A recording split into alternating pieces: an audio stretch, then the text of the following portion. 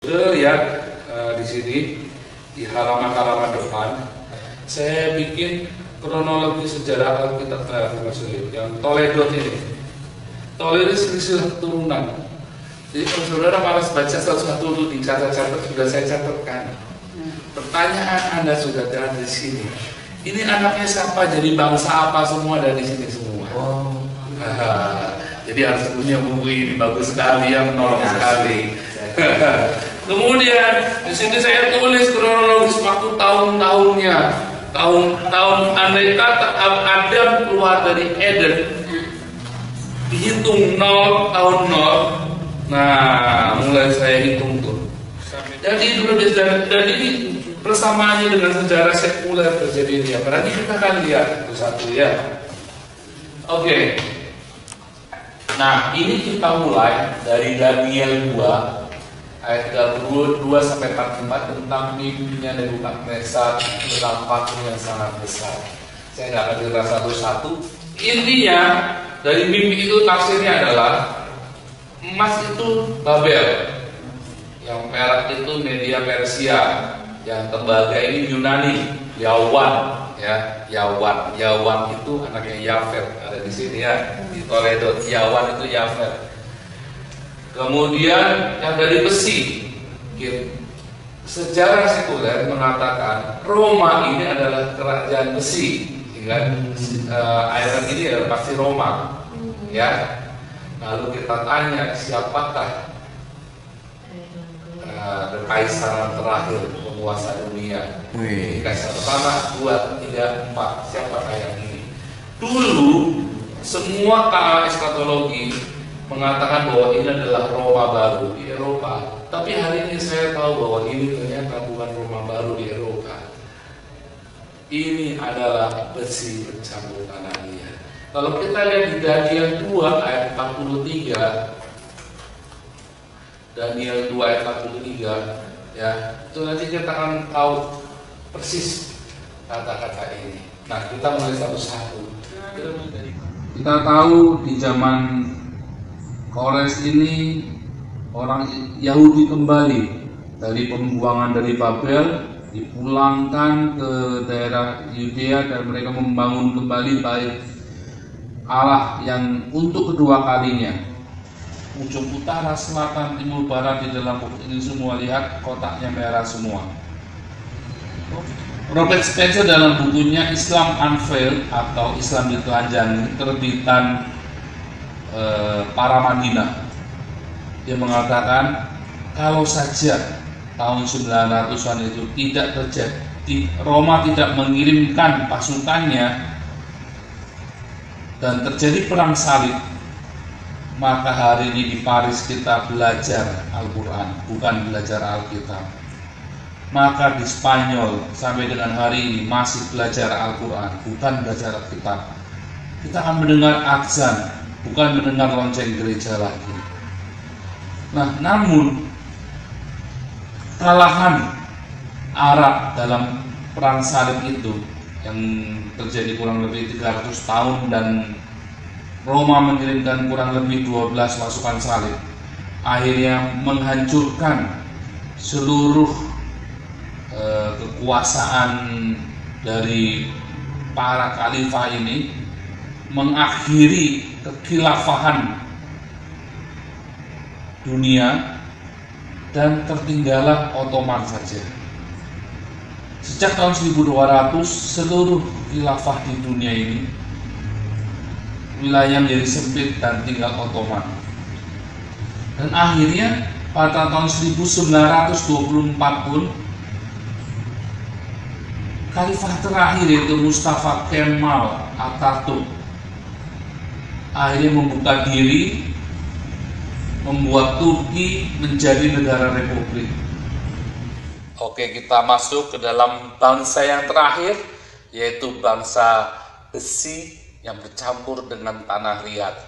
Daniel 2 ayat 43 katakan, seperti Tuhan kulihat besi bercampur dengan tanah liat. Itu berarti mereka akan bercampur oleh perkawinan, tetapi tidak akan merupakan satu kesatuan, seperti besi tidak dapat bercampur dengan tanah liat. Daniel ini ditulis dalam bahasa Arab. Bahasa aslinya adalah Arab atau Arabah atau Arab, artinya bercampur. Kita lihat situ ada leksikonnya dalam Strong Concordance. Mereka adalah bangsa yang bercampur. Dan kita tahu kalau kita lihat slide-nya nanti bahwa di Jazirah Arab ini memang terdiri dari 3 bangsa, 3 keturunan Nuh, yaitu Sem, Ham, dan Yafet. Yafet ada di Eropa, Sem ini ada di daerah ini, Fenisia, Israel, segala macam sampai ke Asia, Ham ini daerah ke sini ke Afrika. Di sini Sem, Ham, dan Yafet kumpul. Unik sekali ya bangsa yang bercampur ini. Ini kan Jazirah Arab ya. Ini kan Mekah di sini, ini ada Madinah, ya kan? Ada perbedaan antara sejarawan Islam yang satu dengan yang lainnya. Sementara yang satu berkata bahwa Muhammad adalah keturunan Ismail dari anak pertama Ismail yang bernama Kedar. Namun sejarawan Islam yang lain, misalnya Muhammad ibnu Ishaq yang disunting oleh Abu Muhammad Abdul Malik ibnu Hisam, mengatakan bahwa Muhammad itu keturunan dari Nabit atau yang kita kenal dengan Nebayot. Juga menyebutkan bahwa suku Quraisy berasal dari Nabatean. Ibu Nabonidus adalah seorang imam penyembah dewa bulan, yaitu ada Gubi. Nah, kita lihat di atasnya ada bulan, ada bintang. Kita ingat di awal tadi bahwa anaknya Nimrod, anaknya Sargon I, itu pun adalah seorang penyembah bulan. Jadi baik Raja Nabonidus maupun Nimrod itu adalah penyembah bulan, penyembah dewa bulan Islam. Profesor Ali Jawad dan Yakut Al-Hamawi bahwa Kedar dan Nebayot dikalahkan Neo-Babilonia, dipindahkan ke Al-Anbar di Mesopotamia, dan ini sangat sejalan dengan fakta sejarah sekuler yang ditulis oleh Susan Wise dan Profesor Daniel Snell. Bukunya juga ada di Gramedia. Anda bisa bisa beli buku di Gramedia, bisa cek. Ternyata Kedar dan Nebayot dan suku-suku Ismail, Temade dan semua dikalahkan oleh Raja Asyur, dan mereka semua dibuang ke Damaskus.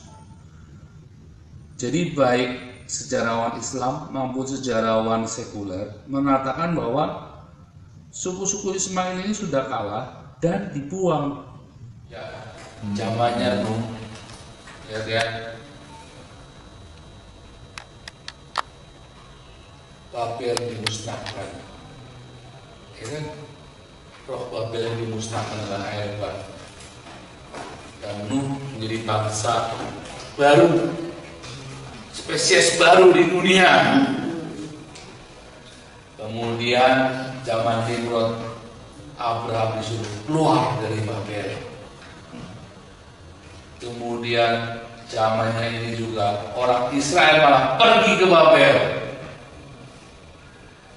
Dari sini, dari Babel, terjadi kengerian di seluruh dunia. Yang tidak mau bersyahadat dibantai. Perang salib, banjir darah. sebelum perang salib. Sebelum perang salib tahun 900, sekitar tahun 900 sampai 1200. Di zamannya Muhammad itu bantai Ya, bantai. Tidak mau syahadat, dihabisin mereka, dan mereka berkuasa seluruh rupa. Iya, Ya, bantai semua. Nah, ini juga sama. siapa yang berkuasa di Babel, dia akan jadi antikris. Inti dari Al-Quran adalah menyangkal Yesus adalah Tuhan dan menyangkal Yesus adalah juru selamat, karena Yesus tidak pernah disalib.